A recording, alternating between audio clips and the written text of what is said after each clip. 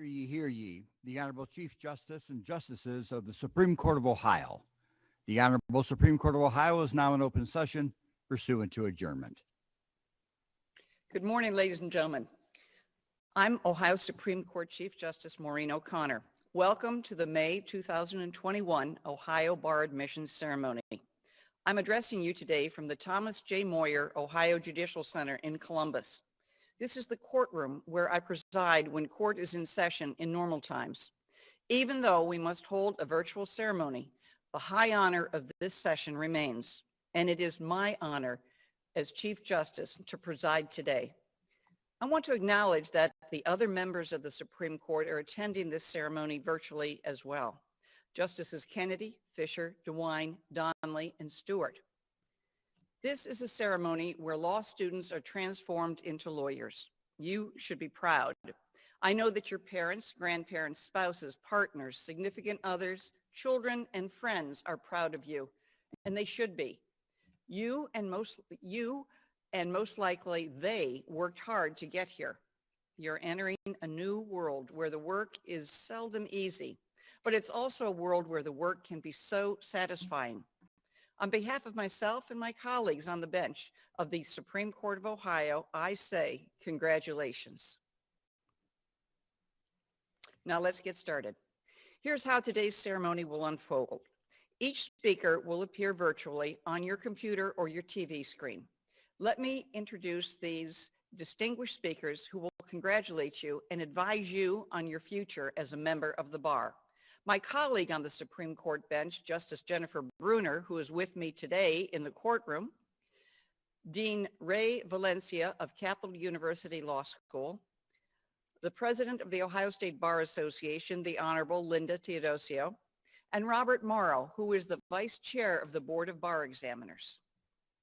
The names of all applicants for admission to the Ohio Bar appeared on your screens before the start of our gathering. You as applicants will be sworn in virtually. I will explain the details when we reach that part of our program. In normal times, we would be together with your family and your friends in a packed house at one of the beautiful theaters in downtown Columbus. Instead, we are adapting. When you begin practicing, you will find that the law grows and changes too. Finding solutions to problems, big and small, will be part of your working life, and that's what lawyers do. Today, we will focus on some of the many reasons you should be proud of your achievements. First, the numbers. This was the state's first full use of the uniform bar exam. Of the 361 law grads who sat for the Ohio bar examination, 54.3% passed the test. The passing rate was the highest for a February exam since 2016. Among the 182 first-time takers, 120 earned passing scores. COVID made it impossible for you to get here by attending lectures and classes in person and by participating in study groups with friends. Yet, here you are. When life as we knew it shut down, you succeeded. In fact, you thrived. Here's another fact. By taking the bar exam and your oath here today via technology, you continue to abandon business as usual because it's necessary, not because this is the way we wanted it. You sacrificed and have done things for the common good, just like when you wear a mask, wash your hands, distance, and vaccinate. The health and well-being of you, your family, your friends, and society is well worth it. And the good news is that it's not for much longer. I thank you for that. It's true that you won't walk on a stage today, but in reality, your stage has been expanded as only a virtual ceremony can do. Instead of a limited amount of people watching you live, all family and friends can share in this momentous occasion without having to travel to Columbus. The audience is truly the world. Today, you are on a virtual stage and your ceremony will be preserved in the archives of the Supreme Court for as long as they exist. This is your time. It is your day.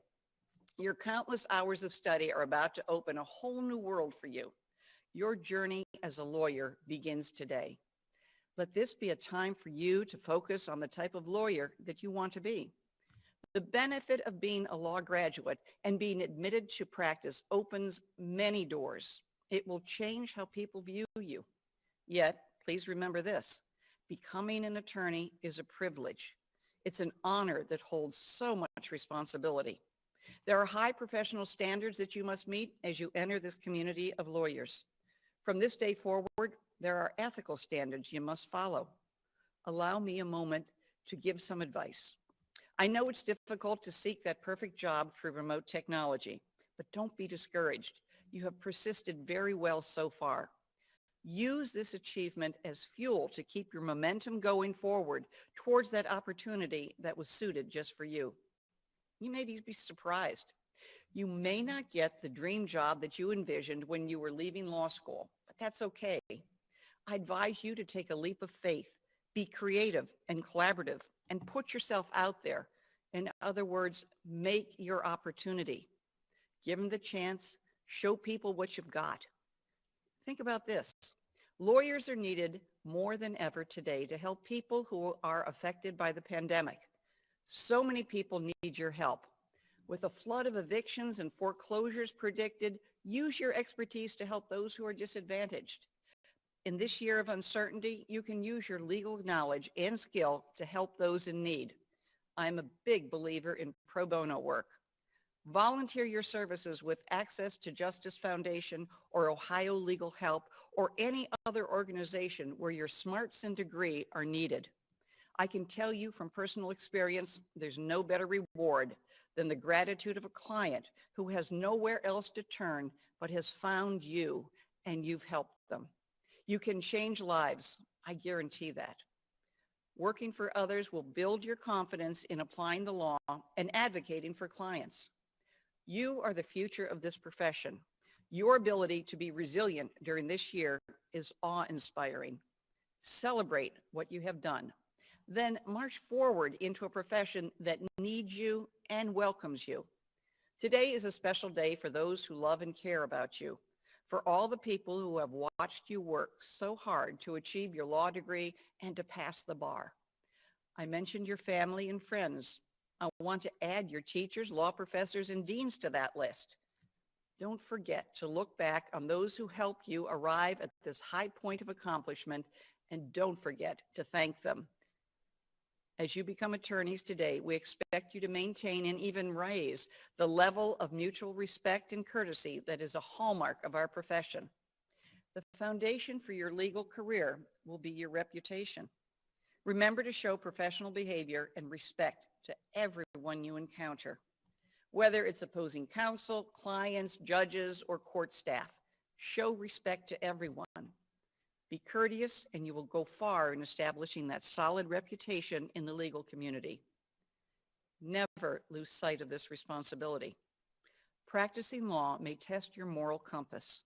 Unfortunately, some lawyers have failed the test. Don't let that happen to you. You've worked too long and too hard to give it up because you breached ethical rules.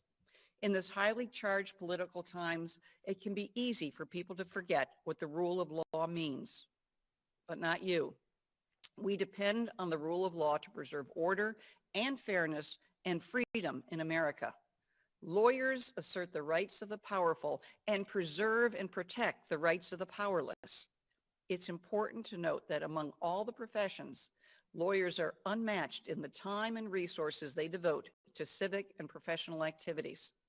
And yes, no profession disciplines its members as aggressively as the legal profession, and that's as it should be. So I challenge you, endeavor every day to work with dignity and civility. Strive to improve our system of justice.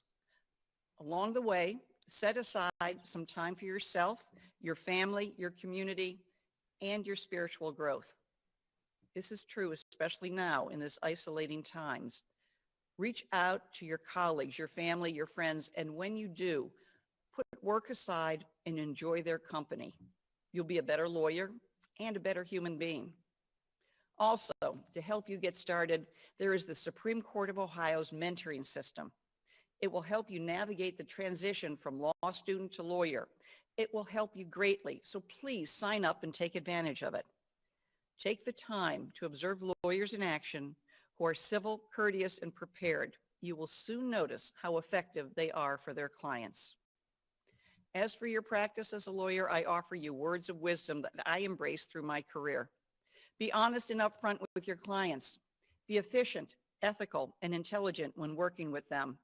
Advise them truthfully, return their calls, explain your fees and costs up front. Never forget that, and put everything in writing. I have several other important items to caution you about. Be familiar with the Code of Professional Conduct and follow it. If you find yourself in a situation where you suspect you're facing an ethical challenge, stop. Consult your mentor, get advice from a lawyer who has been in the business much longer than you, and follow the advice. Know the rules of court for each jurisdiction in which you practice. That's just plain smart, and you can avoid a problem by getting online to read them. And one thing I always make sure to include, never show up for court on time. Be at least 15 minutes early. I'm pleased that at each ceremony, a law school dean speaks to new lawyers on behalf of all of our law school deans. So I would like to introduce our first speaker, Dean Ray Valencia of Capital University School of Law. Dean Valencia.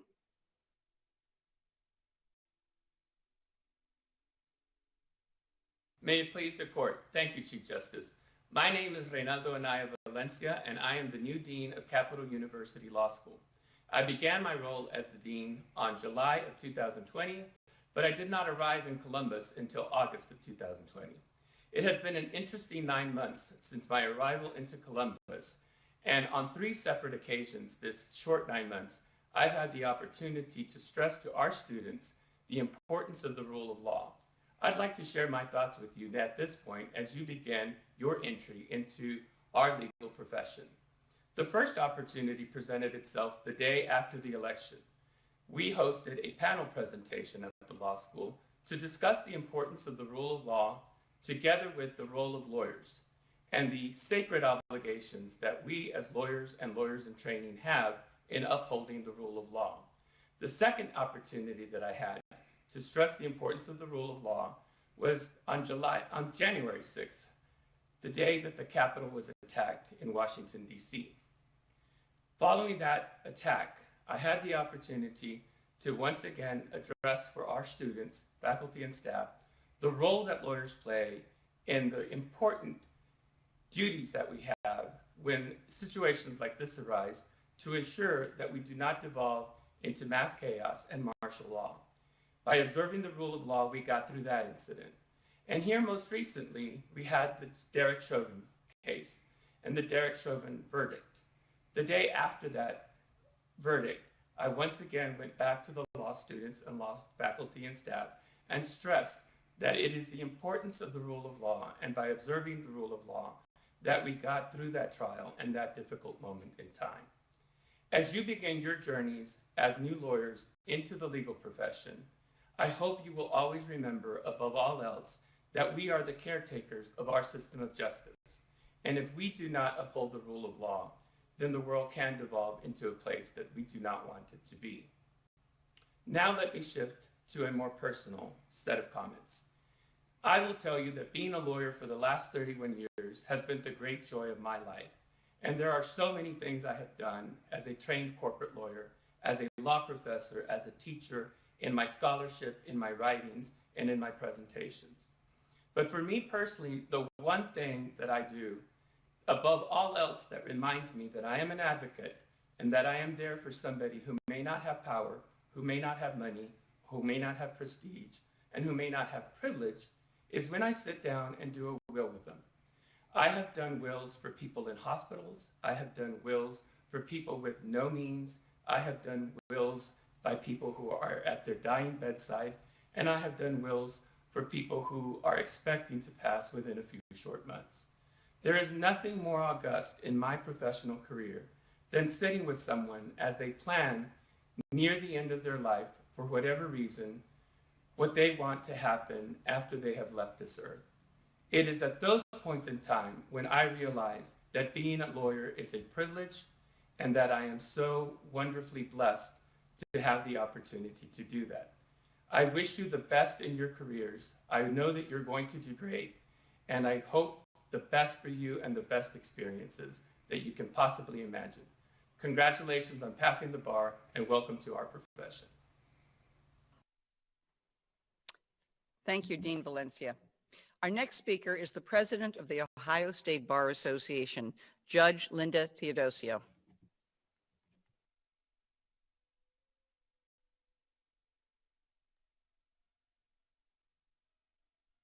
May it please the court, Chief Justice O'Connor, Justices of the Supreme Court, honored guests, and most importantly, our applicants. I am Judge Linda Theodosio, and on behalf of the Ohio State Bar Association and your soon-to-be colleagues, let me begin by offering my heartiest congratulations on your admission to the Ohio Bar. Without even meeting you, I already know that you have exactly what it takes to be a successful attorney. I don't mean just knowledge of the law, the ability to think like a lawyer, or world-class research skills, although all of those things are important. No, in order for you to be here today participating in this ceremony, you have demonstrated tremendous resilience. Resilience allowed you to clear law school, to survive the gauntlet that is the bar exam, and to make it across the finish line in spite of a global pandemic, economic recession, and significant political unrest. A good lawyer must have resilience in order to tolerate the significant changes, stress, and uncertainty that can come with the job, as well as the inevitable setbacks. The reality of our adversarial system is that two lawyers walk into court and only one comes out the victor. The important thing when it happens, and it will, is that you do not get discouraged, but emerge stronger, wiser, and without regret because you know you have done your best. To always do your best work is one of my 10 commandments for new lawyers, and among the most important lessons I have learned after practicing law for 38 years. I hope this advice will help you to love your job and your chosen profession as much as I love mine. In the interest of time, and because I would not want to contribute to Zoom fatigue on your big day, I'm going to give you the abridged version, my top 5. These focus less on your responsibilities as a lawyer and more on finding that elusive balance, which is also essential to being a good and fulfilled attorney. If you would like my full list, or if you would like to connect with other attorneys at every stage in their careers who also love their jobs and do them well, I highly encourage you to join the Ohio State Bar Association. Your membership is complimentary for your first full year in practice, and you can join via text using the number provided on the screen. I can tell you that joining the state, and in my case, the local bar in Akron, has afforded me countless experiences and leadership opportunities that have seasoned and enhanced my career in so many ways. It has also given me not only a professional network of support to call upon when I need it, but also lifelong friends. My commandment 4 plays right into that, to remember where you came from. While I have had the great privilege to serve as a judge, I always remember my roots and who brought me here. My grandmother had a 3rd grade education when she got onto a ship to cross the ocean from Napoli, Italia. She traveled with her young daughter to Boston after my grandfather had secured a job and home for his young family. She, like many of your ancestors, came to this country with the hopes for providing their children and grandchildren with a better life. I stand on her shoulders in all that I do. That also goes for your family, friends, and loved ones who have supported you in your pursuit of a law degree and license, and who I trust are watching today with great pride. Commandment number 3 is to make time for them. They are the most important thing in your life. Commandment 2 is to exercise self-care. When you fly, the flight attendants always remind you to put on your own oxygen mask before assisting others in the case of an emergency. This is because you cannot help others if you have not taken care of yourself. People are going to bring you their most serious problems, and you are going to deal with the stress of solving them. Good habits such as exercise, eating well, and doing all things in moderation will keep you healthy and better able to care for your clients. I love to run. Being on the trails with my friends or alone with my thoughts help keep me centered. I know other lawyers that do yoga, paint, play music, or engage in Bible study as a means of attaining wellness. Find what centers you, and don't shortchange yourself. To give yourself a jump start, after you activate your complimentary membership to the OSBA, you will also be able to access our wellness resources. Commandment number 1 on my list is the most important and perhaps best illustrated through a story by an unknown author. A philosophy professor stood before his class with some items on the table in front of him. When the class began, wordlessly he picked up a very large and empty mayonnaise jar and proceeded to fill it with rocks, each about 2 inches in diameter. He asked the students if the jar was full, and they agreed that it was. The professor then picked up a box of pebbles and poured them into the jar. He shook the jar lightly, and the pebbles rolled into the open areas between the rocks. He then asked the students again if the jar was full, and they agreed that it was. The professor next picked up a box of sand and poured it into the jar. Of course, the sand filled up the remaining open areas of the jar. He asked once more if the jar was full, and the students responded with a unanimous yes. Now, said the professor, I want you to recognize that this jar represents your life. The rocks are the important things, your family, your partner, your health, your children, your career. Things that if everything else was lost and only they remained, your life would still be full. The pebbles are the other things that matter, like your house and your car. The sand is everything else, the small stuff. If you put the sand in the jar first, there is no room for the pebbles or the rocks. The same goes for your life. If you spend all your time and energy on the small stuff, you will never have room for the things that are important to you. Pay attention to the things that are critical to your happiness. Play with your children. Take your partner out dancing. There will always be time to go to work, clean the house, give a dinner party, or fix the disposal. Take care of the rocks first, the things that matter. Set your priorities. The rest is just sand. So my first and most important commandment, to set your priorities and let them guide you as you move forward. You have proven you have resilience and the requisite skills to become a lawyer. You will be a fulfilled and successful lawyer if you remain committed to always doing your best. Never forget where you came from. Make time for your family and loved ones, exercise self-care, and know your priorities and let them guide you. I am so grateful for the privilege of addressing you on this important occasion. I congratulate you on your success and wish you all the best in this wonderful profession into which I welcome you today. Thank you and congratulations. Thank you, President Theodosio. It is now my honor to introduce Robert Morrow. He is the Vice Chair of the Board of Bar Examiners. This will be the beginning of our virtual swearing in. Vice Chair Morrow will make the motion to admit the successful applicants. Vice Chair? Thank you, Chief Justice O'Connor. May it please the court, the successful applicants from the February 2021 Ohio Bar Examination are here before the court. They have met all the requirements to take the oath and to be admitted to practice. It is my privilege to move the court to admit these applicants to the practice of law in the state of Ohio. Thank you, Vice Chair Morrow. We have a motion before the court. Are there any objections? Hearing none, the motion is approved. I now have the distinct honor of administering the oath. I would ask that all applicants stand and raise your right hand. Applicants, once I administer the oath, in order to swear yes, you will click on the swear/affirm button on the polling feature.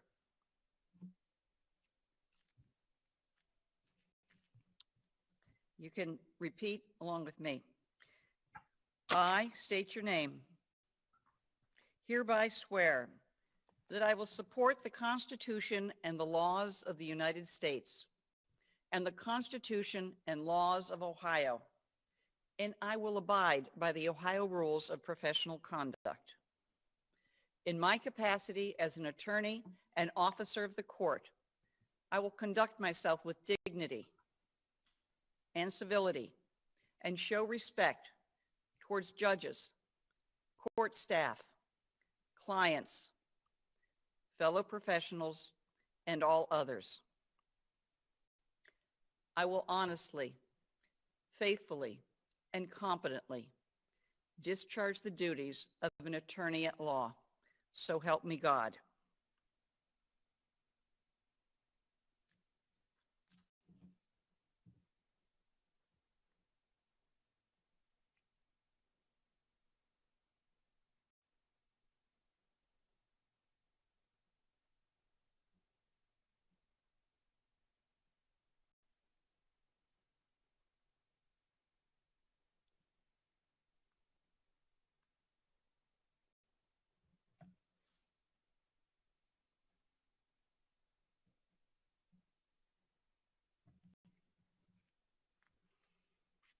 And just like that, you are now attorneys. Congratulations, each and every one of you. Now to speak on behalf of the justices of the Supreme Court, it is my pleasure to welcome Justice Jennifer Bruner. Good morning. I am pleased and honored to speak to you as one of the justices of the Ohio Supreme Court.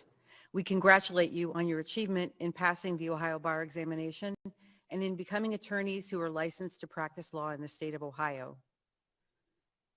Today, for some of you, it may seem like there is a door opening to what you are not yet sure is on the other side, but for others, today may seem like a threshold that you are easily stepping over that allows you to more fully do the legal work you have already undertaken.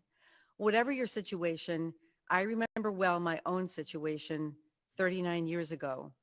By the time I was sworn in as you are today, I had a 2-year-old who had been born my second year of law school, second semester, 4 weeks before finals. Women were beginning to pursue a career in law in greater numbers. Maternity leave policies were still being formed at many law firms, and the book by John Malloy called Dress for Success was the professional clothing Bible for women.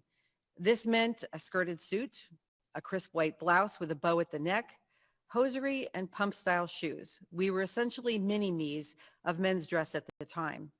No woman would or could go to court in pants. A woman's decorum in court had to be confident, but not aggressive, never showing anger, even when righteous anger was warranted. Women presented best as determined and with quiet resolve, and as uber prepared. A tough and effective woman took pride in being called a velvet hammer because she was still considered ladylike, even though she just beat the tar out of your case. Law firms then were just developing maternity leave policies, and even as an attorney working in state government, when I had my second and third children, I had to negotiate my maternity leave to work it around the agenda of the General Assembly. In fact, as legislative counsel to the Secretary of State during those years, I only took 4 weeks maternity leave for one birth so that I could shepherd through legislation we needed for administration of the 1984 presidential election. Fortunately, those days are for the most part in the past, and we are at a time when re-examining equality is providing our society and you with so many opportunities as new lawyers. All of us are at an inflection point right now for many reasons, but for you here today, that inflection point is also a very personal one. You've completed law school, taken the bar exam, and you are now ready to move forward as a licensed attorney in the state of Ohio. I anticipate that even if you are not consciously considering it today, at some point you will think, what have I done and where am I going? I challenge you to ask yourself that right now. Why did I go to law school? I also challenge you to ask yourself, why is it important that I am an attorney? Whether you work in business or in government, in a prosecutor's or criminal defense attorney's office, whether you work in a nonprofit or you are a sole or small office practitioner, what you do matters more than just for personal reasons, goals, and aspirations. You have gained a specialized knowledge that is beyond a job. It is a calling. You have become a fiduciary to the rule of law in our state and our country. You probably remember bar exam questions about fiduciaries' roles. It's probably still fresh in your mind. And if you do, I think you have the sense that a fiduciary's role is one of trust. It doesn't matter that you are not working in the judicial branch or the legislature, or that your job does not entail going to court. The rule of law is entrusted to you as a member of that class of people called lawyers. If we don't protect it, keep it stable, and strengthen it, who will? First, let's look at what I mean by rule of law. Without a rule of law, history shows us that people tend to settle their differences through violence. January 6th of this year was a demonstration of that. So here is a simple definition of the rule of law. And I'm going to take it slowly because there are a lot of concepts wrapped up in this one sentence. The rule of law is a set of well-defined regulations or principles that govern conduct and that result in restriction of the arbitrary exercise of power by subordinating that power to those laws. In the American common law system, our federal and state constitutions speak to the voice of the people who have given by these documents their consent to be governed. The Constitution set out the powers of the three branches of government and wisely empower those branches to act as checks on one another for a balance of power to avoid its arbitrary exercise. In these United States, our people are governed by our constitutions, which delegate to our representatives and elected administrators the responsibility to make laws found in statutes and rules, and to judges the responsibility to render judicial decisions to be made with integrity in both law and in equity.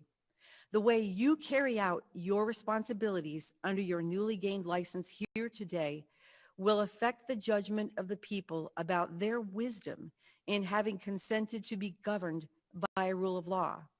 You may be the only encounter some people have with the rule of law. Understanding why you do what you do is key to the trust that has been placed in you today as a fiduciary of the rule of law. There are 4 universal principles that are part of a working rule of law. First, because people have consented to be governed, the government, its agents and officials, and also individuals and private entities are accountable under the law. Simply put, the law must be followed by everyone. If it is not, those who do not follow it are held accountable under the law.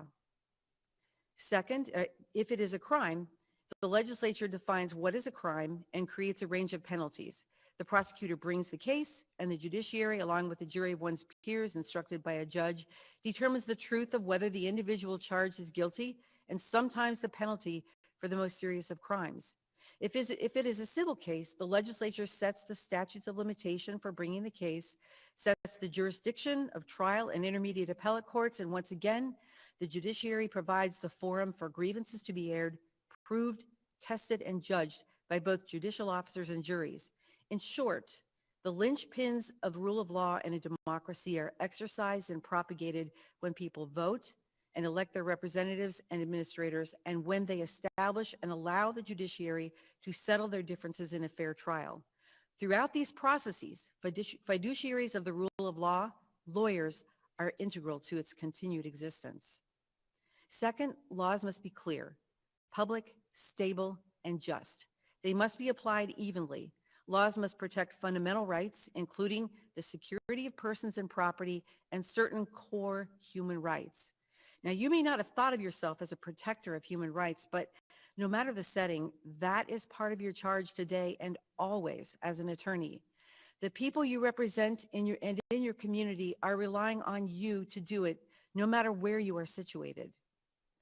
Third, the process by which laws are enacted, administered, and enforced must be accessible, fair, and efficient. By virtue of your being a lawyer, you are an officer of the court. It is just as much your responsibility to ensure that our legal system works for people as it is the responsibility of a judge or a magistrate. While you need to earn a living, no one needs to earn a living so much that they lie, cut corners, cheat, or even steal. While your license is tied to good behavior as an attorney, your training and commitment to continued learning, and above all, your conscience and love for others will keep you strong in the moral character that is the ideal for every officer of the court.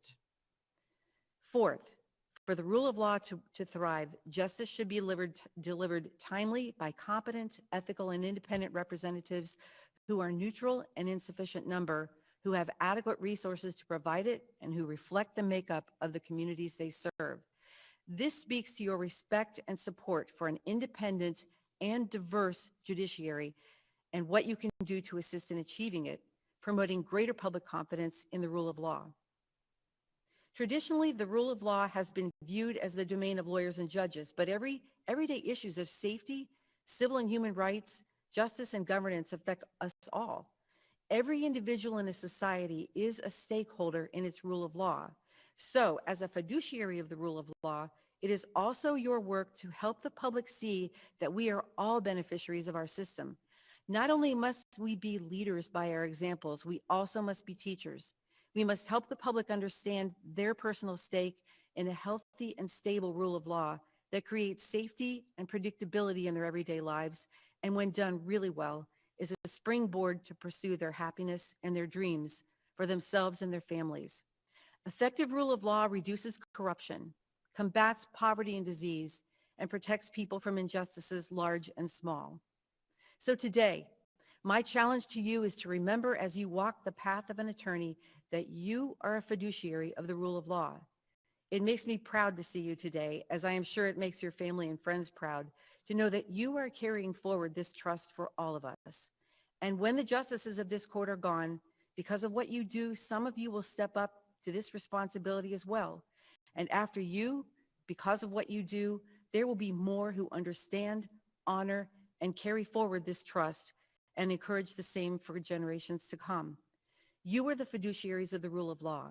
Remember and cherish this trust in the quiet hours of research and study and in the challenging times of resolving conflict. It really is up to you, and so many are depending on you. All of us today wish you the very best. We thank you for your hard work and dedication to become attorneys licensed to practice law in the state of Ohio and to become fiduciaries of the rule of law. Good luck to you, and God bless all of you. Thank you, Justice Bruner. Congratulations again to our new attorneys. While we would have enjoyed handing out certificates to you personally, we will rely on the mail to get them to you with the best wishes from the court.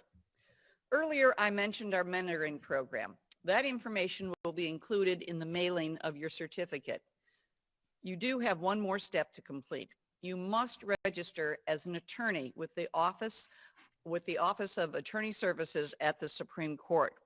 You will soon receive an email from the Office of Attorney Services with instructions about how to complete your registration. Through this process, you will receive your attorney registration number. That is the number you will use on all court documents for the rest of your career. So, once again, on behalf of the Supreme Court, I congratulate you for your achievement.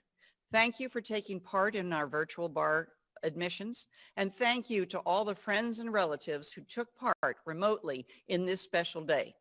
I also want to extend a thank you to the staff at the Supreme Court who facilitated this virtual program, as well as the folks at Ohio Government TV. Thank you all. So this concludes today's ceremony. Thank you all, and God bless. Marshall, will you adjourn court? Hear ye, hear ye, hear ye. This open session of the Honorable Supreme Court of Ohio now stands adjourned.